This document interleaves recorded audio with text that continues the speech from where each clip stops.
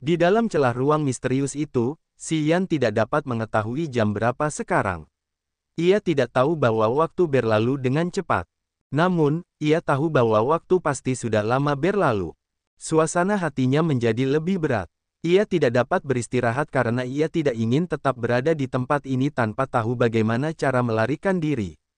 Sudah berapa lama? Xian bertanya kepada pria eksentrik yang hanya memiliki satu jiwa di dalam gelembung itu. Orang tua aneh itu selalu diam. Terkadang, Xian berpikir bahwa ia akan tetap diam selama sisa hidupnya. Jika ia tidak bertanya kepadanya, pria tua eksentrik itu tidak akan pernah memperhatikannya. Mungkin ia sudah terbiasa dengan kesendirian selama ratusan atau ribuan tahun. Ia telah menutup dirinya sendiri untuk waktu yang lama.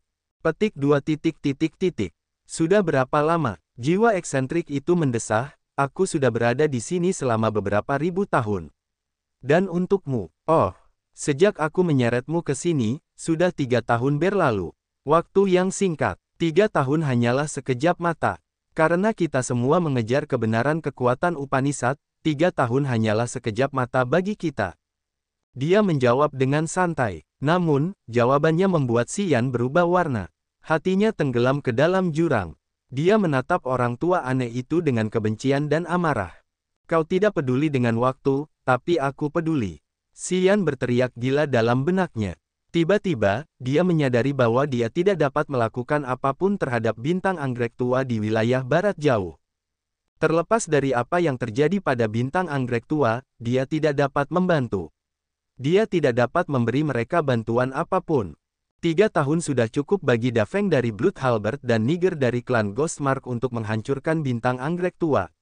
Jika mereka ingin melakukan sesuatu, mereka seharusnya sudah melakukannya sekarang. Xian sangat sedih dan enggan. Dia mulai khawatir tentang teman-temannya di Old Orchid Star. Dia tidak tahu apakah Yang dan Si bisa menghindari malapetaka ini atau tidak. Dia tidak tahu berapa banyak dari mereka, orang-orang yang telah mengalami banyak kesulitan dengannya untuk mengeluarkan mereka dari Grace Mainland, bisa selamat kali ini. Tatapan matanya menjadi brutal. Dia memiliki banyak kebencian yang mendalam terhadap orang tua aneh itu. Jika dia tidak ikut campur, Xian bisa muncul kembali di sudut Agathe Star Area. Dia bisa menggunakan formasi Child untuk memindahkan orang dan material dari Old Orchid Star, menghindari pembantaian dari Blood Halberd dan Niger. Namun, sudah terlambat. Dendam yang telah ditimbulkannya akan dibalas oleh orang-orang di Old Orchid Star. Mengambil napas dalam-dalam, dia duduk dengan tenang, matanya dingin. Jika Old Orchid Star hancur ketika dia keluar dari tempat ini, dia pasti akan mengejar dan membunuh siapapun yang telah menyerang Old Orchid Star untuk membalaskan dendam teman-temannya. Karena keadaan sudah semakin memburuk, dia tahu bahwa hanya akan membuang-buang tenaga untuk memikirkan bintang anggrek tua. Dia memutuskan untuk memikirkan cara keluar dari tempat terkutuk ini. Dia terus bertanya kepada pria eksentrik itu tentang tujuan perjalanan ini. Dia ingin tahu apa yang harus dia lakukan. Namun, orang aneh itu telah menyembunyikan semuanya. Setiap kali ditanya, dia hanya menjawab dengan, "Aku akan memberitahumu saat kita sampai di sana." Xian merasa sangat sedih. Setelah dia tahu bahwa dia tidak akan mendapatkan situasi yang sebenarnya dari pria itu, dia tidak memikirkannya lagi. Tetap berada di dalam gelembung biru, dia menenangkan diri, mengedarkan altar jiwa untuk memahami kekuatan kematian dan kehidupan Upanishad. Dari pusat Broken Starfield, dia telah menyeberangi jembatan kematian dan kehidupan, yang merupakan warisan ajaib dari kematian dan kehidupan yang tertanam dengan kemampuan luar angkasa yang hebat. Jejak tangan yang transparan telah menghilang ke dalam tubuh dewanya, memasuki tingkatan kekuatan Upanishad di altar jiwanya. Pada saat ini, ia mengirimkan jiwanya ke tingkat kekuatan Upanishad untuk menjelajahi dan memahami misteri besar dari kekuatan kematian dan kehidupan Upanishad. Tingkat kekuatan Upanishad dibagi menjadi 3 bagian berbeda termasuk kekuatan ruang Upanishad, kekuatan kematian dan kehidupan Upanishad, dan kekuatan bintang Upanishad. Ketiga kekuatan Upanishad ini tidak memiliki entitas nyata tetapi ada fluktuasi energi. Ketika ia tidak menggunakan kekuatan tersebut, fluktuasi energi tersebut akan menjadi sangat kecil dan hampir tidak dapat dikenali. Jiwanya berkedip dan tubuh dewanya melepaskan domain niat kematian dan kehidupan, menciptakan domain dewa kecil. Jauh di dalam tingkat kekuatan Upanishad, bagian kematian dan kehidupan tiba-tiba memiliki getaran aneh. Itu tampak seperti gerakan pangkalan udara, tetapi sebenarnya itu hanya energi. Jejak tangan transparan melayang, bergerak di bagian itu. Itu adalah jejak tangan yang telah memasuki tubuhnya. Jejak tangan itu tidak nyata karena mereka hanya ilusi yang diciptakan dalam kesadarannya, yang hanya dapat dilihat melalui jiwa. Jejak tangan transparan dapat berubah dengan cepat. Energi itu berganti antara energi kematian dan kehidupan seolah-olah memproyeksikan siklus kehidupan kematian dan kehidupan, kelahiran kembali. Sepertinya dia bisa melihat makhluk yang tak terhitung jumlahnya, yang muncul di area itu dalam bentuk jiwa mereka. Tinggal di sana untuk sementara waktu, mereka secara bertahap kehilangan vitalitas mereka, sampai pada fase terakhir rentang hidup mereka. Akhirnya, mereka mati. Dari lahir sampai mati, itu hanyalah siklus bumi dan surga. Itu adalah prinsip dasar dunia yang tidak dapat diubah oleh kekuatan apapun. Namun, tampaknya siklus ini dalam tingkat kekuatannya Upanishad diperlambat hingga berlangsung selamanya. Dia bisa melihat semuanya dengan jelas. Seekor makhluk telah lahir. Makhluk itu tumbuh subur saat vitalitasnya melonjak sebelum akhirnya berhenti. Sepertinya semua makhluk hidup akan membusuk, terikat pada rantai dunia fana. Makhluk-makhluk itu tidak memiliki bentuk nyata. Xian hanya merasakannya. Dia bisa merasakan beberapa dari mereka mati dengan cepat dan beberapa dari mereka tahu cara mengumpulkan dan menggunakan energi untuk memperlambat laju hilangnya mereka. Meskipun mereka semua lenyap pada akhirnya, beberapa hidup lebih lama dari yang lain.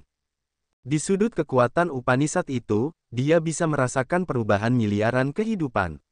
Ketika seekor makhluk menghilang, energi jiwanya dipancarkan, kembali ke bumi dan surga.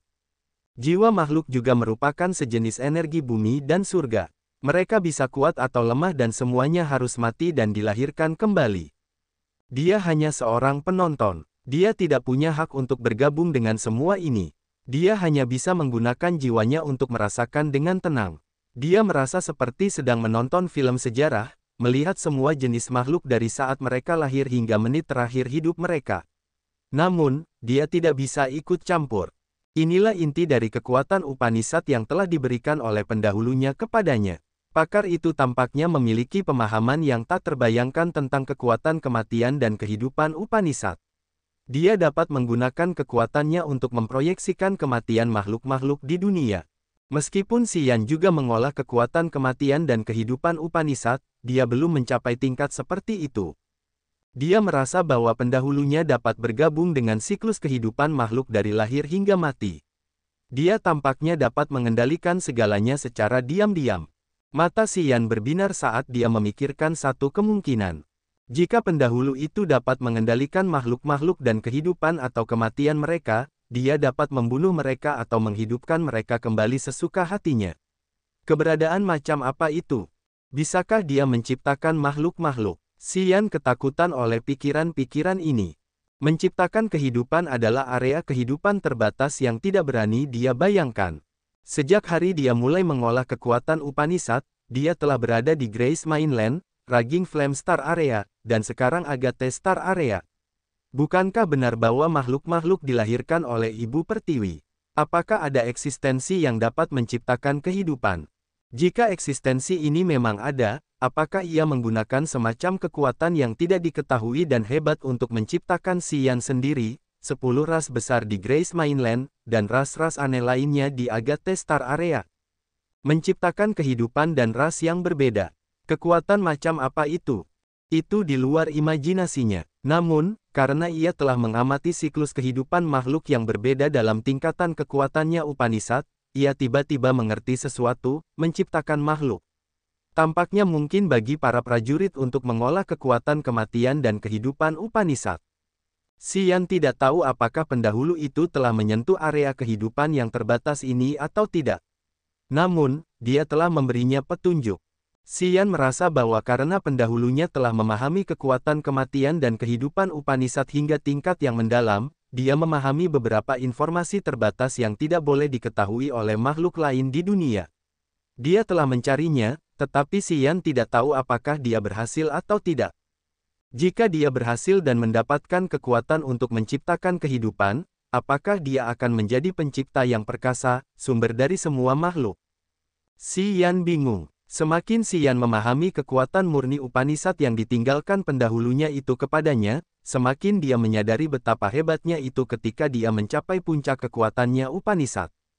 Ketika seorang prajurit mengembangkan kekuatannya Upanishad hingga maksimal, dia dapat memiliki pemahaman terdalam tentang misteri bumi dan surga. Xi Yan meninjau dua kekuatan Upanishad lainnya yang dimilikinya, luar angkasa dan bintang.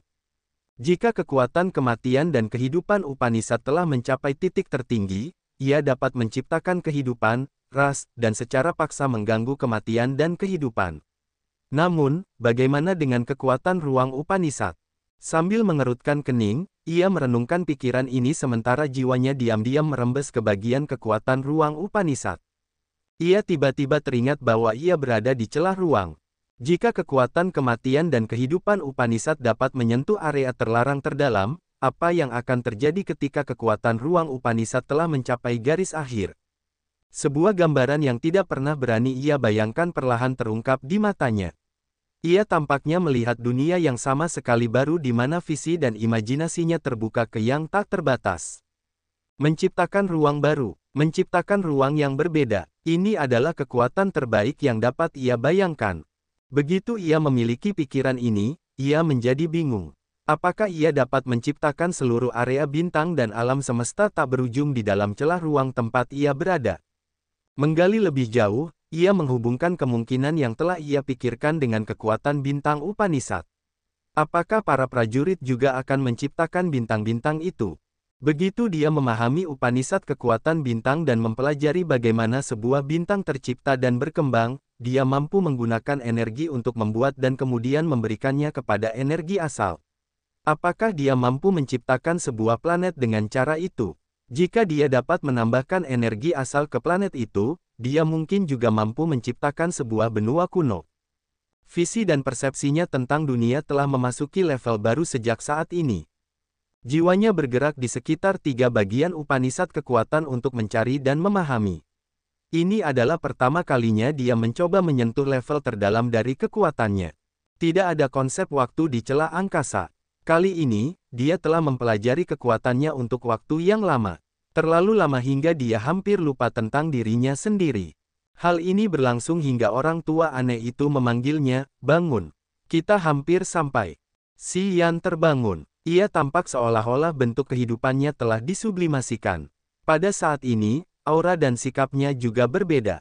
Berapa lama? Setelah Xi Yan terbangun, dia langsung menanyakan pertanyaan yang paling penting. Sudah berapa lama waktu berlalu sejak aku tenggelam dalam kultivasiku? Tidak lama, hanya 11 tahun. Si tua aneh itu menyeringai jahat. Nak, bakat bawaanmu tidak buruk. Kau bisa memasuki level pemahaman kekuatan Upanishad yang terdalam. Itu akan sangat membantumu dalam memahami kekuatan Upanishad. Itu akan membantumu memahami asal-usul suatu kekuatan. Xi Yan menjadi tertekan, mengurung diri. Sudah 11 tahun. Bagi monster yang telah hidup puluhan ribu tahun ini, 11 tahun hanyalah sesaat. Bagi Xi Yan, itu penting. Debu sudah mengendap di bintang anggrek tua, kan? Xi Yan memasang wajah masam, mendesah pelan. Dia membenci dirinya sendiri. Selama ini, dia telah tenggelam dalam domain niat magis, mempelajari kekuatan ruang, bintang, kematian, dan kehidupan Upanishad. Studi semacam ini bukanlah penerapan kekuatan sehingga tidak dapat meningkatkan wilayahnya secara signifikan. Itu seperti penjelajahan hakikat kekuatan dan awal serta akhirnya. Dia bisa memiliki penjelasannya sendiri dan pemahaman unik tentang tingkat terdalam kekuatannya, yang merupakan kebenaran kekuatan Upanishad. Bagi Xi Yan, masih terlalu dini untuk memahami makna terdalam dari kekuatannya. Namun, jika dia menyadari hal-hal ini lebih awal, dia tidak akan tersesat di jalannya di masa depan. Menyimpang dari jalan bisa menyebabkan kekacauan dalam kultivasinya dan runtuhnya altar jiwanya pada akhirnya. Dia tahu apa yang dia dapatkan. Manfaat semacam ini tidak bisa dijelaskan dengan kata-kata. Kecuali dia bisa menyentuhnya sendiri, dia tidak bisa memahaminya dengan baik meskipun dia memiliki instruktur yang sangat baik. Apakah kita hampir sampai? Terbangun dari pikirannya, mata Xi Yan berbinar saat dia bergumam pada dirinya sendiri. Akhirnya, kita sampai di sini.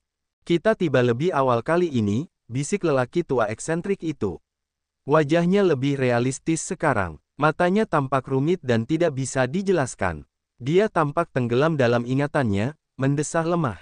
Dia menatap Xian dan berkata, bertahun-tahun yang lalu, aku masih memiliki tubuh dewa dan altar jiwaku tidak rusak. Kuharap aku bisa mendapatkan apa yang kuinginkan kali ini. Saat dia mengatakan itu, Xian menjadi tegas. Dia merasakan bahaya. Pria ini telah bertahan hidup di celah-celah angkasa selama ribuan tahun. Dia dulu memiliki tubuh dewa. Apa yang terjadi padanya? Apa yang telah menghancurkan tubuh dewa dan menghancurkan altar jiwanya? Di celah angkasa ini, meskipun ada pita-pita erosif, yang merupakan bahaya signifikan bagi para prajurit, selama mereka mencapai tingkat tertentu untuk memadatkan altar jiwa 4 tingkat, mereka dapat bertahan hidup dengan mudah. Altar jiwa mereka tidak akan hancur. Pria ini tinggal di celah angkasa ini dan altar jiwanya dihancurkan. Dia pasti menghadapi bahaya yang tidak dapat dia hadapi. Apa itu? Apakah aku akan mengalami akibat yang sama seperti yang dialaminya? Suasana hati Xian menjadi lebih buruk. Puluhan ribu gelembung dalam pandangannya perlahan bergerak maju. Itu hanya apa yang bisa dilihatnya dengan penglihatannya yang terbatas. Mungkin ada banyak gelembung serupa di area yang tidak bisa dilihatnya. Xian tidak tahu gelembung apa itu atau berapa banyak yang ada di sini. Dia juga tidak tahu kemana mereka menuju. Namun, dia cukup peka untuk menyadari bahwa gelembung-gelembung itu bergerak lebih cepat. Sepertinya semakin dekat mereka ke tujuan, gaya yang menarik mereka semakin kuat dan membuat mereka bergerak lebih cepat. Ujung lain tempat gelembung-gelembung itu menuju seharusnya memiliki semacam energi, yang diam-diam memengaruhi dan membimbing semua gelembung ini untuk berkumpul di titik itu. Sementara dia asyik dengan pikirannya, orang tua aneh itu tiba-tiba mengerutkan kening. Dia memiliki kilatan kekesalan di matanya. Dia mengutuk, dia belum mati. Yah, jika kamu bisa bertahan hidup di sini, mengapa aku harus mati? Kemudian, suara dingin muncul dari daerah yang jauh. Xian sedikit berubah warna. Ini adalah kedua kalinya dia mendengar orang lain berbicara di celah angkasa ini. Suara itu sedingin es. Rasanya dingin seperti kabut es yang menyelimuti tubuhnya, membuatnya kesal. Tepat setelah itu, dia melihat seberkas cahaya dingin, yang menyeret gelembung biru besar dan bergerak cepat ke arahnya. Cahaya dingin itu hanyalah sebongkah udara dingin. Itu adalah jiwa seorang pejuang. Namun, itu tidak menghasilkan fitur wajah karena itu hanyalah massa udara dingin yang terkumpul. Di dalam gelembung biru di dekat cahaya dingin itu ada seorang wanita. Seorang wanita klan es. Sekilas, Xian tahu bahwa wanita ini berasal dari klan es di area bintang Agate. Mereka mengolah kekuatan es Upanishad sehingga fisik mereka dingin dan tenang. Mereka tidak terlihat jauh berbeda dari manusia selain dari kulit mereka yang seputih salju. Sepertinya mereka adalah kerangka es, yang membuat mereka sangat elegan, dingin, dan jauh. Wanita itu tampak berusia sekitar 20 tahun. Dia mengenakan baju besi seputih salju dan mahkota Phoenix. Kulitnya berwarna salju yang menggambarkan wajahnya yang cantik dan elok. Dia bertubuh panjang dengan dada yang besar. Serpihan kabut dingin melayang di lengannya. Cahaya dingin dan wanita itu bukanlah satu orang. Mereka adalah dua makhluk hidup yang berbeda. Sama seperti dia dan si aneh. Mereka adalah jiwa yang membawa seseorang yang memiliki tubuh. Wanita es itu berdiri dengan angkuh di dalam gelembung biru. Alamnya jauh lebih tinggi daripada dia karena dia mendapatkan langit pertama alam dewa ethereal. Wajahnya dingin dan matanya seperti dua es yang tajam. Alisnya yang tebal saling bertautan erat. Dia melotot ke arah mereka, wajahnya semakin dingin. Oh, nasibmu sial, ya. Kenapa kau punya bocah nakal di langit kedua alam dewa asli? Apa dia bisa bertahan? Cahaya dingin itu mengejeknya. Sepertinya kau tidak akan mendapatkan apa-apa kali ini. Pria eksentrik yang telah menangkap Xian tidak bisa menahan diri untuk tidak mendengus. Wajahnya menjadi gelap. Dia tidak membalas karena itu akan menunjukkan bahwa dia malu membawa Xian bersamanya. Dia mengalami kesulitan. Dia terluka parah terakhir kali. Dia tidak punya cukup energi untuk memilih kandidat.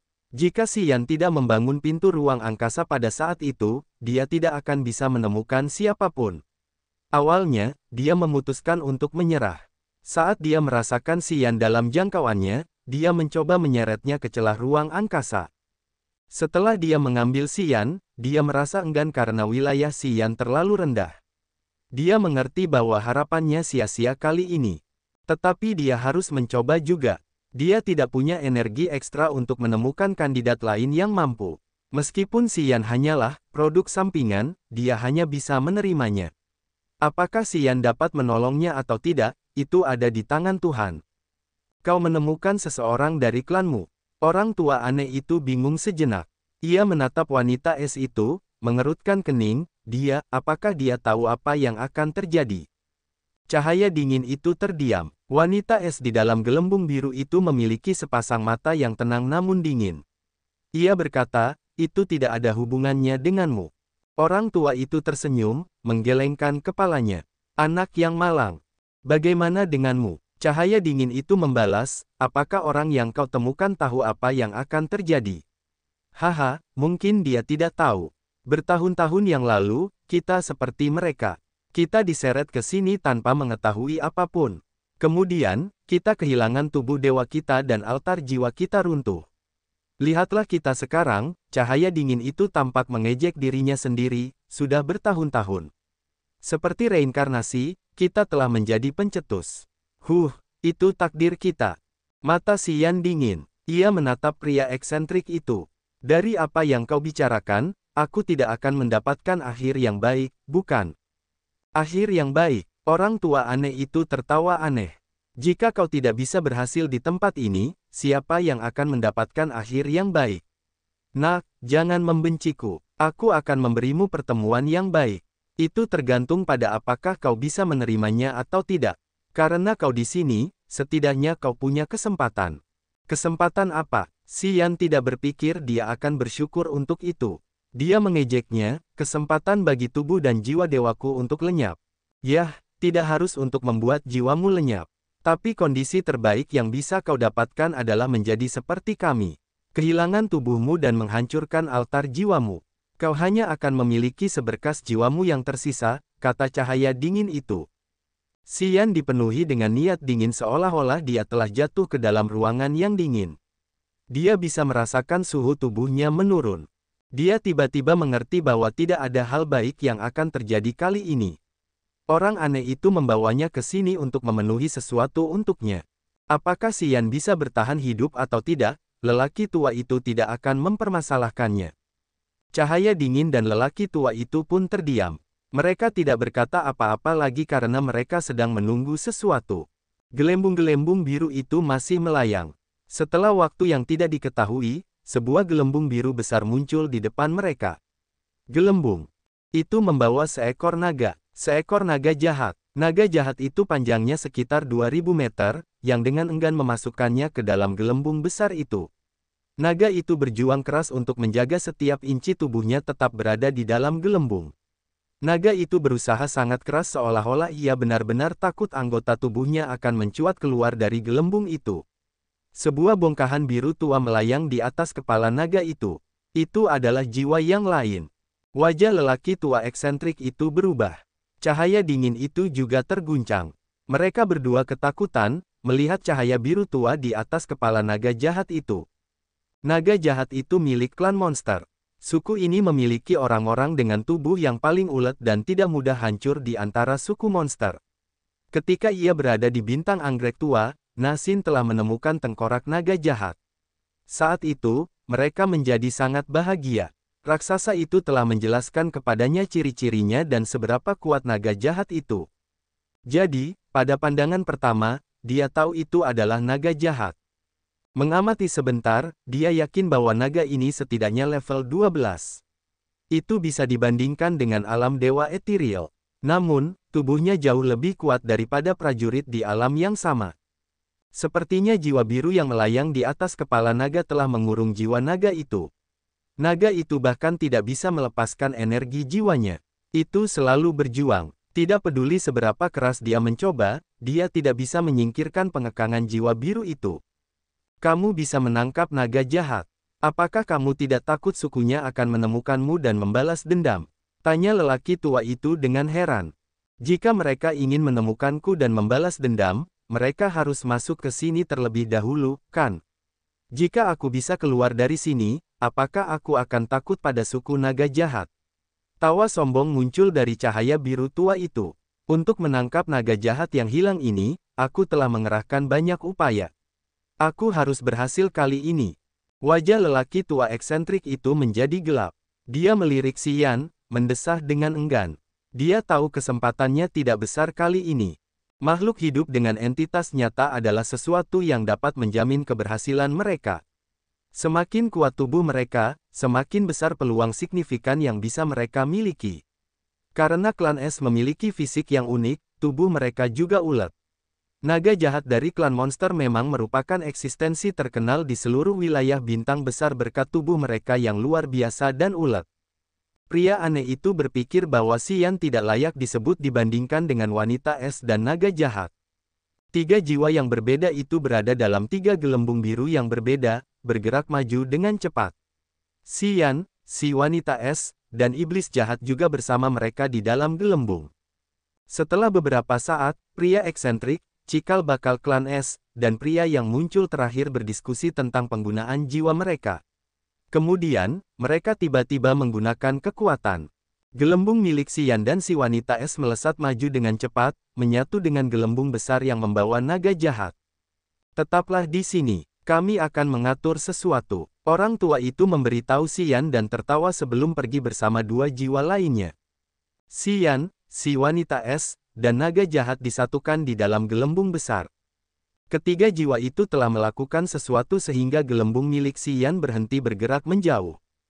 Gelembung-gelembung dengan ukuran berbeda masih bergerak di sekitar mereka, menuju ke suatu tempat di depan sementara gelembung mereka tampaknya menyingkirkan sebagian daya isap dari ujung lainnya. Jiwa naga jahat itu berjuang keras seolah-olah berusaha menggeliat. Namun, mereka tidak tahu batasan jiwa macam apa yang telah diberikan pria yang datang terakhir itu padanya. Tidak peduli seberapa keras naga itu mencoba memadatkan energi jiwanya, ia tidak dapat melepaskan diri dari pengekangan ini. Tubuhnya yang besar menggigil, menggeliat tanpa harapan. Ia tampak putus asa dan tertekan. Apakah kau tahu apa yang terjadi? Mereka berdua tidak memiliki tubuh. Apa tujuan mereka membawa kita ke sini?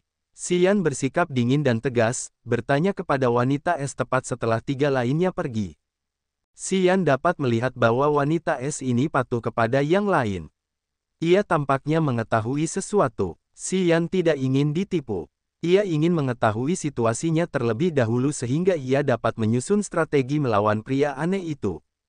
Sayangnya, wanita es itu meremehkannya. Matanya yang jernih dan dingin meliriknya sekali lalu berpaling. Ia tidak ingin berbicara dengannya. Sesaat kemudian, wanita es itu terbang, mendarat di kepala naga jahat.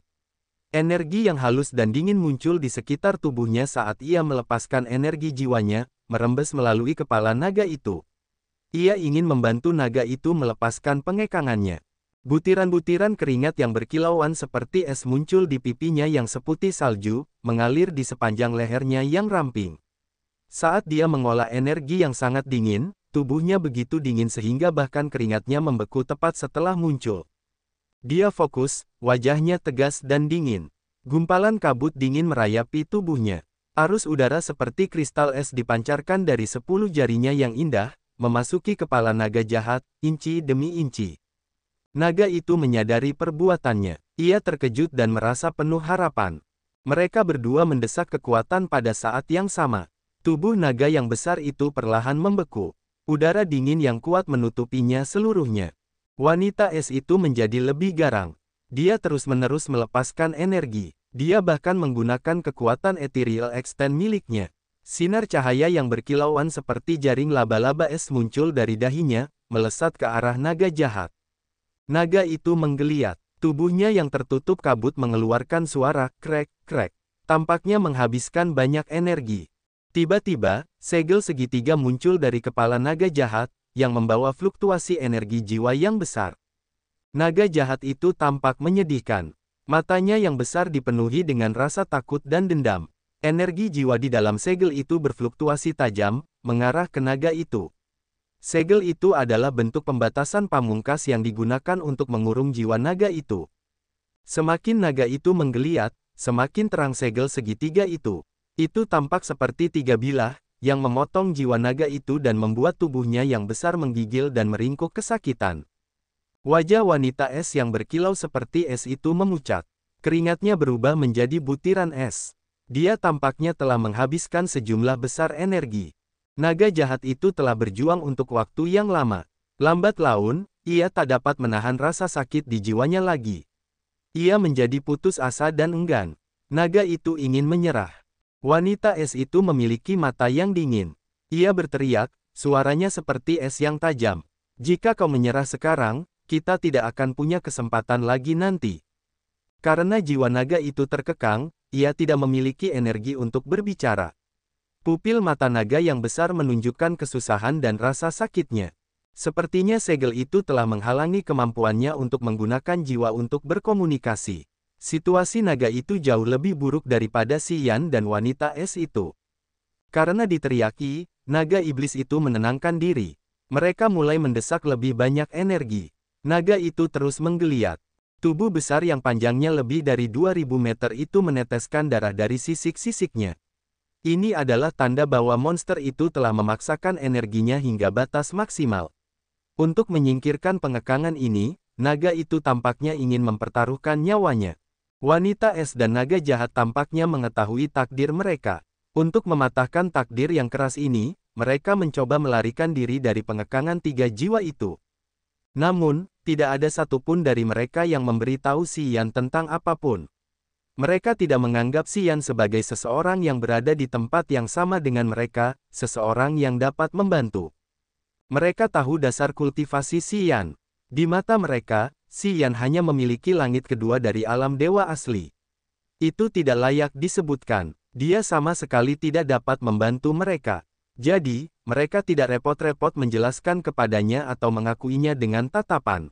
Di dalam gelembung biru, si Yan mengerutkan kening, wajahnya gelap dan dingin. Dia diam-diam menilai wanita es dan naga jahat. Setelah sekian lama, dia meluncur cepat seperti wanita es untuk mencapai naga. Melihat wanita yang kulitnya seperti salju dan secantik dan seanggun kepingan salju, dia berbicara dengan sengaja, "Apakah kau butuh bantuan?" Naga jahat tidak bisa melihatnya, tetapi dia bisa mendengarnya. Dia berhenti menggeliat sejenak. Wanita es itu mengernyitkan alisnya, matanya yang dingin menatapnya. "Kau tidak bisa membantu kami. Kau hanya perlu diam saja. Jangan bicara, jangan ganggu atau mengalihkan perhatian kami. Begitulah caramu dapat membantu kami." Si Yan terkejut. Merenungkan sejenak, si Yan melanjutkan, "Kau ingin membantu naga jahat menyingkirkan pengekangan jiwa, kan?" Wanita es itu memiliki kilatan penghinaan di matanya seolah-olah berbicara dengannya akan memengaruhi konsentrasinya. Dia tidak berbalik atau menjawabnya dan terus melepaskan lebih banyak energi. Dia menggunakan energi jiwanya untuk membantu naga itu melawan segel jiwa segitiga. Segel jiwa itu berasal dari jiwa yang mengesankan itu. Itu seperti kunci ajaib yang tidak dapat dijelaskan yang mengunci jiwa naga itu. Jika mereka ingin membebaskan naga itu, mereka harus membukanya atau menghancurkannya dengan paksa. Wanita es dan naga itu menggunakan metode yang terakhir. Mereka ingin menghancurkan segel dan membebaskan naga itu. Melihat wanita es dan naga itu mengabaikannya, si Yan berdiri di tempatnya dan mengulurkan tangan kirinya, meletakkannya di kepala naga itu. "Jangan ikut campur, atau kita akan mendapatkan efek sebaliknya." Wanita es itu berteriak memekakkan telinga. Dia menoleh padanya, matanya seperti es. "Jika kau melakukan sesuatu yang gegabah, jangan salahkan aku karena tidak menunjukkan belas kasihan." Naga jahat itu menggeliat lebih keras. Bahkan darah menyembur dari sisiknya. Dia tampak sangat khawatir seolah-olah tidak senang membiarkan si Yan, seorang ahli alam rendah, ikut campur dalam situasi yang sedang dihadapinya. Mereka semua mengira si Yan hanya bisa mengganggu naga itu. Namun, pada saat dia hendak menghentikannya, mata raksasanya menunjukkan kebingungannya. Setelah 5 detik, tubuh besar naga jahat itu menggigil karena sangat bahagia. Setelah si Yan meletakkan tangannya di kepala naga itu, dia bisa merasakan vitalitas baru yang luar biasa bergerak di tubuh naga itu. Vitalitas itu padat, membawa kekuatan bumi dan surga dan memberikan tonik yang hebat bagi naga itu. Dia menggunakan kemampuan untuk memberikan vitalitas, yang berada di luar pengetahuan umum Xian. Menerima energi kehidupan yang melonjak, naga yang lelah itu terdorong. Ia meraung tak terdengar dan mulai berjuang lagi. Mata wanita esnya yang jernih namun dingin itu bersinar pelan. Dia mengangguk, berbicara dengan acuh tak acuh kepada Xian. Pompa lebih banyak energi kehidupan. Jangan berhenti. Dia suka memerintah, memberi perintah. Dia berpikir bahwa hanya jika Xian mengikuti perintahnya, itu akan membawa keberuntungan bagi mereka bertiga. Xian hanya tersenyum, tidak peduli padanya. Namun, dia melepaskan lebih banyak vitalitas untuk membantu naga itu memulihkan energinya. Di dalam gelembung yang jauh dari mereka, jiwa yang sombong itu tiba-tiba mencibir dengan jijik. Ketiga anak itu bekerja sama untuk membantu naga jahat menyingkirkan pengekanganku. Cahaya dingin menyala tetapi tetap diam. Pria tua eksentrik yang membawa Xian ke sini menggelengkan kepalanya. Hanya membuang-buang tenaga. Itu normal jika mereka akan berjuang. Tidak semua orang sebodoh anak yang kau bawa ke sini. Jiwa itu terus mengejeknya, yah, anak yang kau bawa ke sini tidak tahu apa yang akan terjadi, Haha, tidak ada gunanya menyembunyikan sesuatu darinya. Dia hanya memiliki langit kedua dari alam dewa asli. Bisakah dia menanggungnya? Kau pikir kau bisa mengambil tubuh dewanya sebelum dia hancur? Terlalu bodoh. Wajah pria eksentrik itu menjadi gelap. Dia mendengus, aku tidak pernah meminta pendapatmu. Tidak peduli apa, aku harus mencoba. Anak itu memiliki tubuh yang ulet. Aku sudah mengujinya. Mungkin dia bisa menahannya. Haha, bagus. Aku juga ingin melihat apakah kau bisa meminjam tubuhnya untuk masuk, tawa jiwa yang sombong itu. Gadis itu dari klan esmu. Dia luar biasa. Tubuh dewanya telah dilatih secara khusus. Itu adalah bibit yang bagus. Mengapa kalian ingin menghancurkannya? Pria aneh itu menatap cahaya dingin itu. Apakah dia tahu situasinya? Dia adalah pengorbanan yang telah diberikan klanku kepadaku. Dia tahu arti keberadaannya. Klan Es telah merawatnya untuk membawanya ke sini untuk membantuku masuk ke sana. Cahaya dingin itu mendesah seolah-olah sedikit ragu-ragu.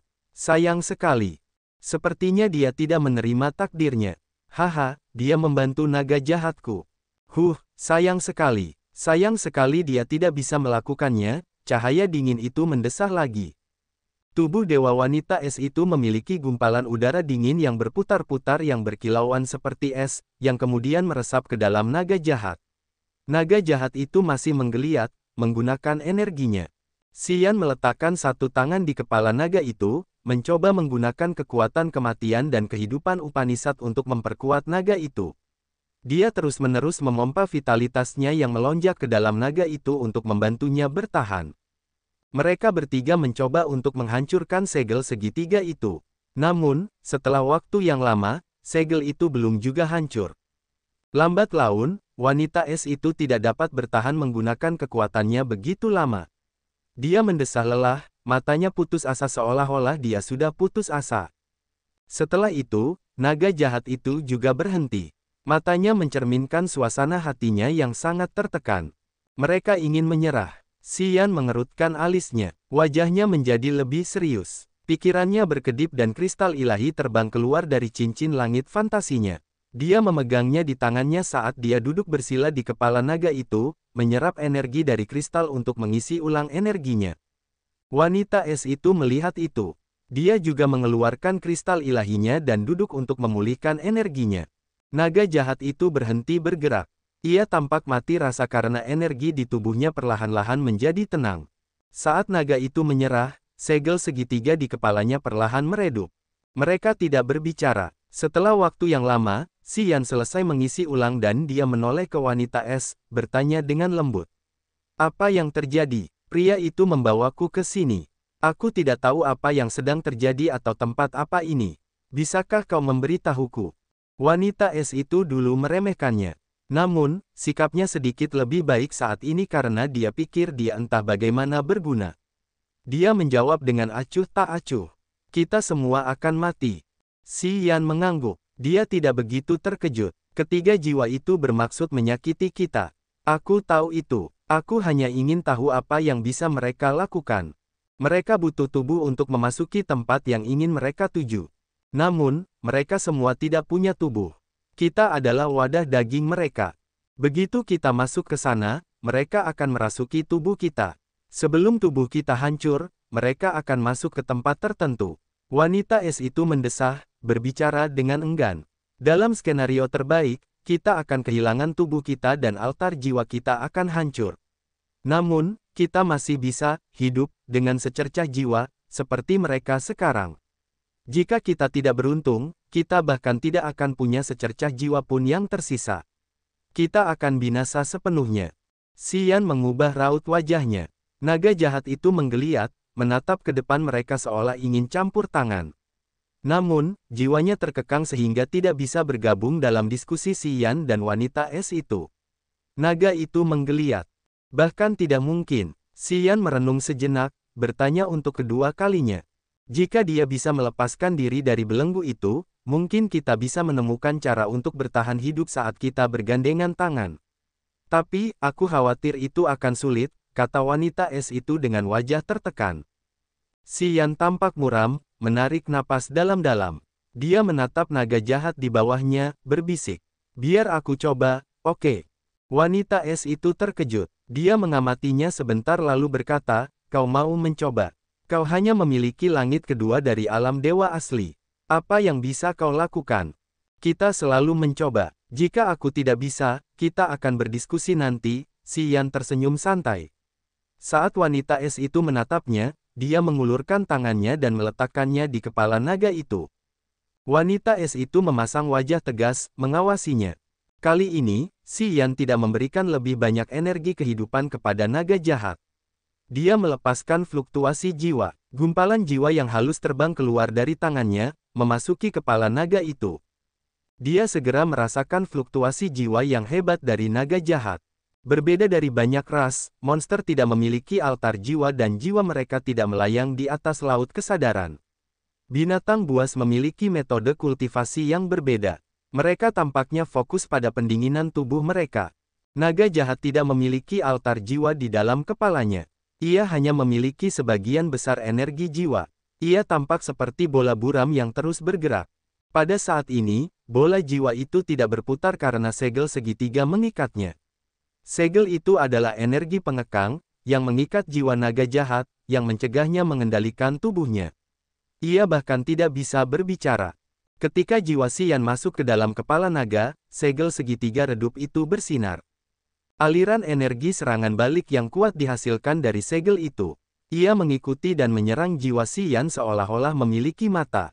Laut kesadarannya terluka. Mata Xian menjadi lebih dingin. Bakar. Dia mendesis dan kekuatan kesadaran jiwa yang telah ia kirimkan berubah.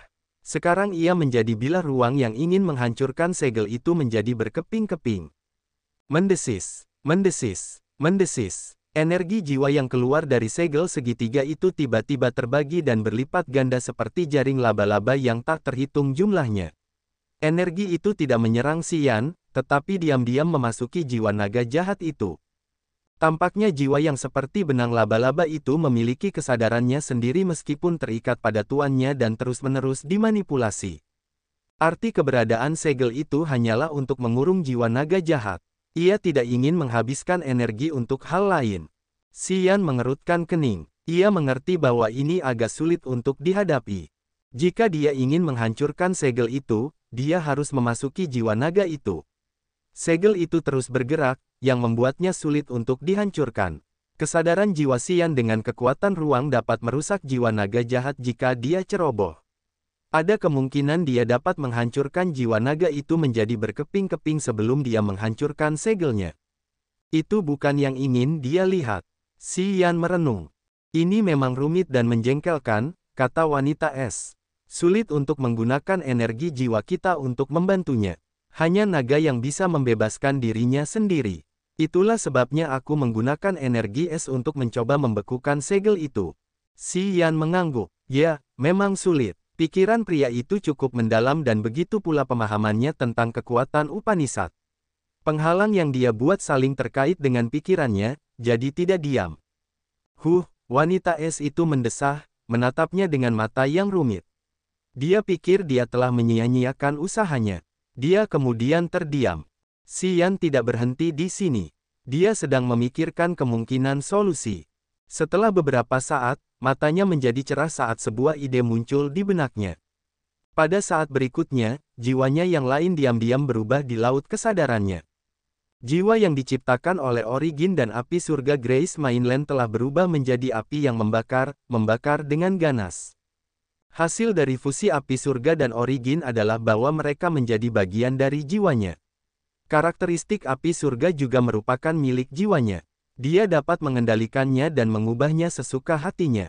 Ketika dia memikirkan sesuatu dalam benaknya, jiwanya akan berubah sesuai dengan itu. Jiwa itu sekarang adalah kombinasi dari Vermilion True Bird Flame, Purgatory True Flame, dan Earth Flame dengan fitur suhu tinggi dan yang ekstrim. Jiwanya itu seperti matahari yang terbakar. Perubahan jiwanya yang lain menciptakan perubahan dalam tubuhnya. Pada saat itu, tubuhnya menjadi merah menyala yang mengerikan. Wanita es itu berdiri tidak jauh darinya. Dia membenci panas itu. Dia mengerutkan alisnya yang tebal, secara naluriah menjauh dari Xian. Xian tidak mempermasalahkannya. Dia hanya terus meningkatkan lebih banyak energi. Jiwanya yang menyala-nyala mengirimkan seberkas energi yang menyala-nyala yang diselimuti oleh lapisan tipis. Kemudian dengan hati-hati terbang menuju jiwa naga itu.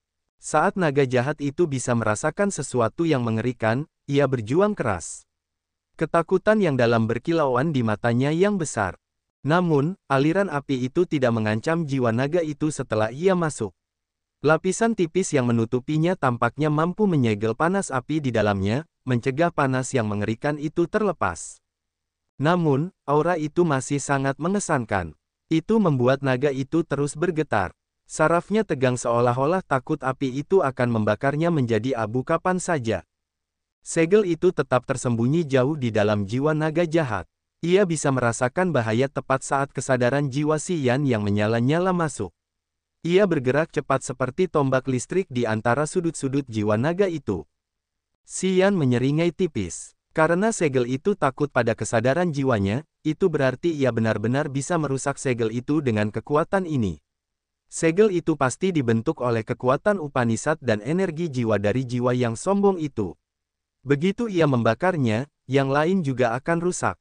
Segel jiwa itu terus bergerak dan menghindar. Xian tidak sabar dan ia hanya meningkatkan energi pemanasnya. Secara bertahap, lautan api telah menutupi jiwa naga itu sepenuhnya.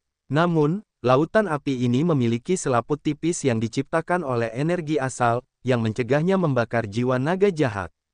Segel yang bersembunyi di dalam jiwa naga itu bisa merasakan sesuatu yang salah saat ini.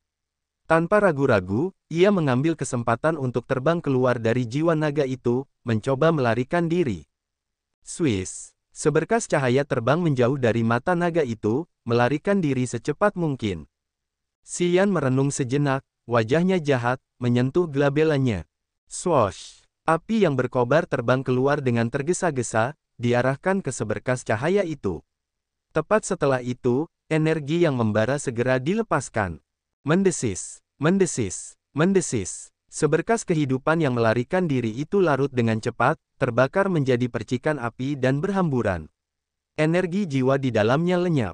Naga jahat yang tertahan itu tiba-tiba meraung. Tubuhnya yang besar bergetar, menggambar lengkungan anggun di kehampaan. Cahaya logam berkilauan di tanduknya saat energi beredar di tubuhnya sekali lagi. Wanita es itu menatap Xian dengan ketakutan. Diam-diam dia memperlebar jarak antara dirinya dan Xian. Dia membenci panas dari tubuh Xian. Klan es tinggal di daerah yang sangat dingin sehingga tidak ada dari mereka yang menyukai panas. Bagi mereka, daerah yang paling dingin adalah tempat yang paling cepat dapat meningkatkan kekuatan Upanishad mereka. Mereka secara naluriah membenci cahaya dan panas. Tidak bagus. Wanita es itu sepertinya mengingat sesuatu. Jiwa yang terkekang itu dilemparkan oleh jiwa yang sombong itu. Kau membakar pengekangannya. Mereka pasti tahu apa yang kita lakukan. Sebenarnya, Xian ragu-ragu saat itu, tetapi dia akhirnya membakarnya. Dia tenang ketika berbicara, ketiganya bukan orang baik. Kita tidak perlu melatih diri kita sendiri. Jika kita dapat menyakiti mereka sebanyak mungkin, kita dapat memiliki peluang lebih besar untuk bertahan hidup. Orang tua sialan itu, dia berani melemparkan pembatasan jiwa padaku. Aku McG akan membuatnya membayar mahal untuk ini. Setelah naga jahat itu bergerak lagi, dia meraung dan bergemuruh di dalam gelembung biru. Auranya menakutkan. Aku tidak akan mengampuni dia. Petik 2. Retakan ruang tempat pita-pita bergerak memiliki tempat berkumpulnya cahaya. Itu adalah gelembung biru raksasa sebesar bintang kehidupan. Gelembung itu sangat besar. Ada pita-pita api yang tak terhitung jumlahnya berkumpul. Gelembung-gelembung yang datang dari mana-mana menghilang ke dalam gelembung biru besar itu. Tempat ini tampaknya menjadi salah satu ujung cekungan ruang angkasa yang kacau ini. Ketiga jiwa itu juga berhenti di sini. Kemudian, jiwa yang sombong itu bergetar hebat seolah-olah dia terkena pukulan keras. Lambat laun, wajah yang dia hasilkan berubah menjadi ganas. Dia mengutuk, "Sialan, mereka mengeluarkan batasan jiwaku dan bahkan membakarnya." Cahaya dingin itu berputar beberapa saat sebelum berubah menjadi wajah manusia yang dingin yang mengerutkan kening padanya. "Bukankah kamu mengatakan bahwa naga jahat tidak bisa menyingkirkannya?" Orang tua eksentrik yang membawa Xian juga mengubah wajahnya. Sepertinya situasinya telah berubah. Aku tidak menyangka ada kejadian tak terduga yang terjadi saat ini. "Itu orangmu," raung jiwa yang sombong itu. "Carlos, apakah anak yang kau bawa itu memiliki kekuatan api Upanishad?" "Tidak, itu tidak benar. Apinya memiliki aura api surga. Dia menyatu dengan asal." "Sial, Carlos, kenapa kau tidak mengingatkanku tentang itu?" Pria bernama Carlos adalah jiwa yang telah menyeret Xian ke tempat ini. Wajahnya menjadi gelap tak lama kemudian. "Api surga, anak itu telah menyatu dengan api surga. Sialan. Ibaka, apa yang harus kita lakukan sekarang?" Wajah tegas yang dipadatkan oleh cahaya dingin menatap jiwa yang sombong itu dan berbicara. "Ibaka, bagaimana kau bisa mendapatkan naga jahat itu? Bisakah kau mengarahkan suku naga jahat ke sini?" Saat dia menyebutkan suku naga jahat, wajah ketiga jiwa itu menjadi gelap. Mereka semua tahu betapa berbahayanya suku naga jahat itu. Suku naga jahat, Ibaka yang sombong itu menjadi serius. Dia merenung sejenak dan kemudian menggelengkan kepalanya.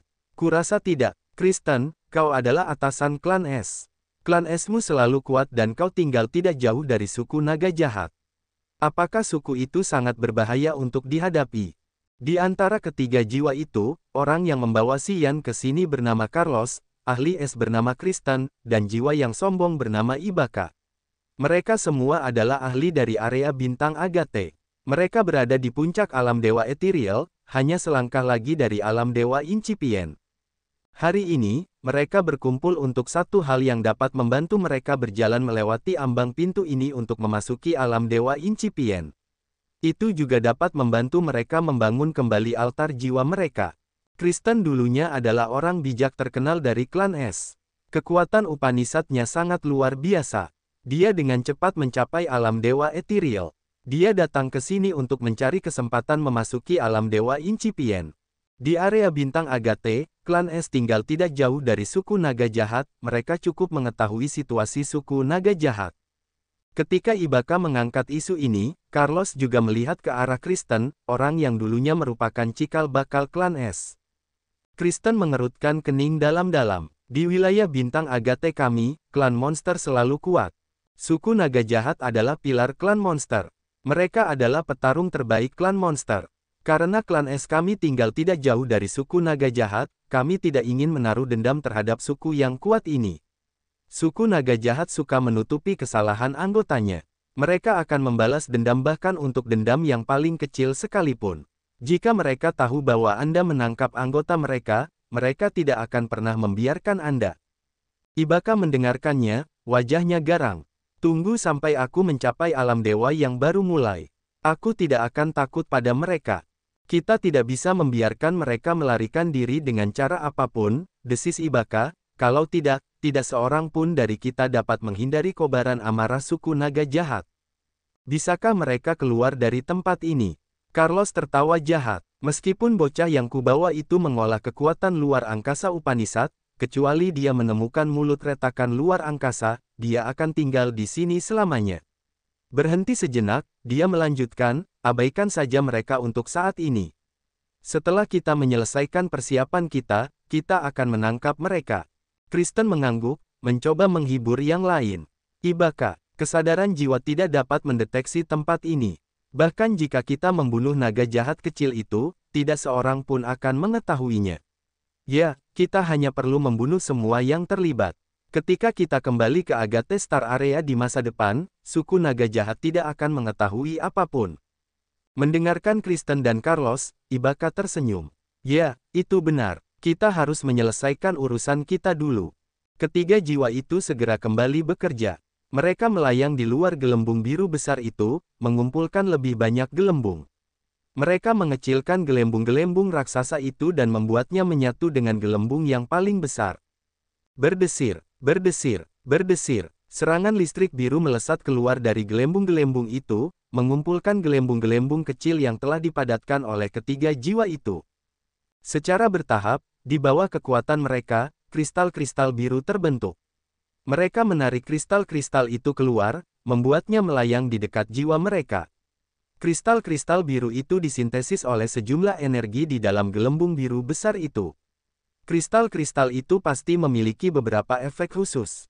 Setelah mereka bertiga mengembunkan sekitar 11 kristal biru, energi jiwa mereka berfluktuasi dengan lelah seolah-olah mereka telah menghabiskan banyak energi. Hampir selesai, Ibaka berbicara lebih dulu, wajahnya ganas. Pergilah, kita bisa menyeret para junior itu ke sini. Kristen dan Carlos juga berhenti, menatap kristal-kristal biru yang mengambang itu dengan puas. Mereka kembali bersama Ibaka untuk menemukan Xian dan dua orang lainnya. Naga jahat McG berteriak dengan gila untuk beberapa saat dan kemudian berhenti. Tubuhnya yang besar bergoyang-goyang sebelum menyusut, berubah menjadi pria muda yang kasar. Xian sedikit terkejut. Ia melihat naga itu berubah menjadi bentuk humanoid. Ia tahu naga itu sudah selesai. Anggota klan monster mampu berubah menjadi bentuk manusia setelah mereka mencapai alam atau level tertentu. Setelah McG menyelesaikan transformasinya, ia dengan gembira terbang ke arah Xian, sambil menepuk bahunya. Kau hebat, kau membebaskanku dari pengekangan jiwa. Lumayan, lumayan, McG selalu menghargai bantuan. Saat kau datang ke wilayah suku naga jahat, aku akan memperlakukanmu dengan baik. Ia tidak berbicara kepada wanita es itu. Wanita es itu mengerutkan alisnya yang tebal, melihat Xian dan McG berbicara.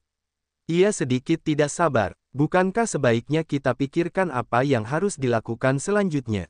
Ketiga lainnya tidak akan membiarkan kita pergi dengan mudah. Mungkin mereka sudah datang ke sini.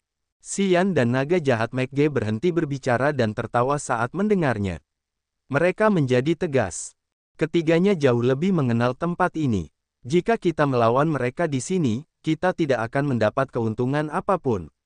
McG mendengus. Matanya memancarkan percikan api. Aku sudah mencoba. Sejak pertama kali bertemu pria itu, aku selalu berjuang keras. Aku bukan lawan yang sepadan dengannya. Dia tahu aku tidak akan mengikutinya. Itulah sebabnya dia menahan jiwaku agar aku tidak mengganggunya lagi. Berhenti sejenak, dia menatap Xian dan si wanita es. Dia berkata, bagaimana denganmu? Apa kau yakin bisa mengalahkan mereka? Wajah wanita es yang cantik dan seputih salju itu berkedut saat dia mendesah enggan. Aku tidak seperti kalian. Aku datang ke sini dengan sengaja.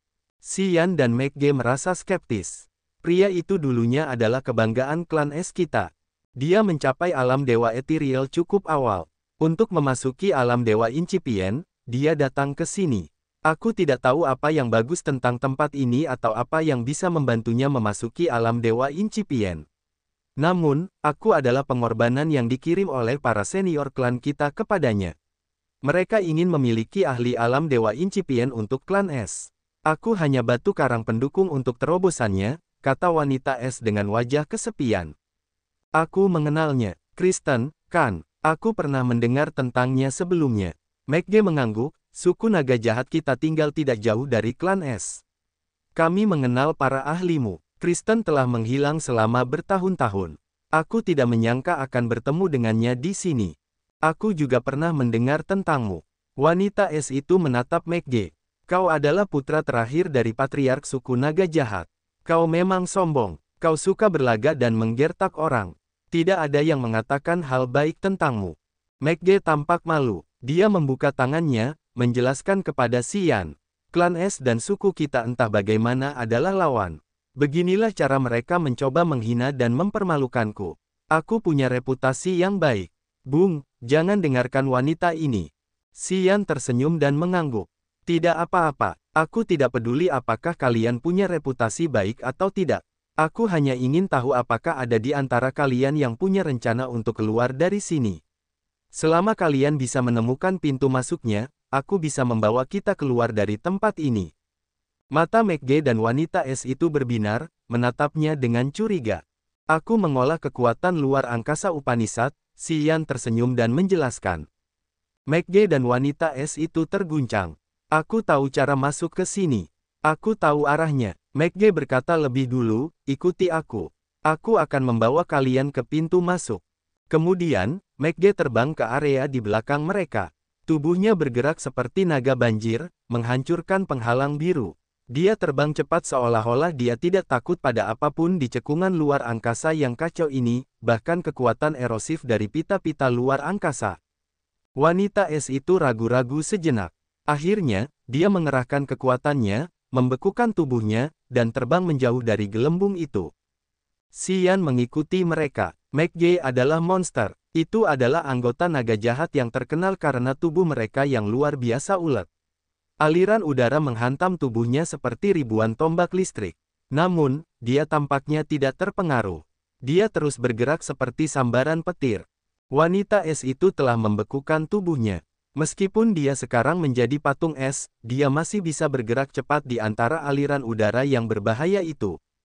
Xian mengerutkan kening. Dia tahu McG dan wanita es itu berasal dari klan yang terkenal dengan tubuh mereka yang mengintimidasi. Sepertinya wanita itu telah memadamkan tubuhnya menggunakan beberapa teknik rahasia untuk beradaptasi dengan ruang ini. Melayang di antara aliran udara, Xian harus menggunakan energinya terus-menerus untuk melawan. Di mana kalian bersembunyi? Tidak lama kemudian, Ibaka meraung di belakang mereka. Bocah yang menyerangku itu, aku ingin menarik asalmu untuk menyembuhkan jiwaku. Mati saja. 3 jiwa itu muncul di belakang mereka, bergerak seperti 3 hantu seram dan mendekati mereka dari 3 sudut yang berbeda.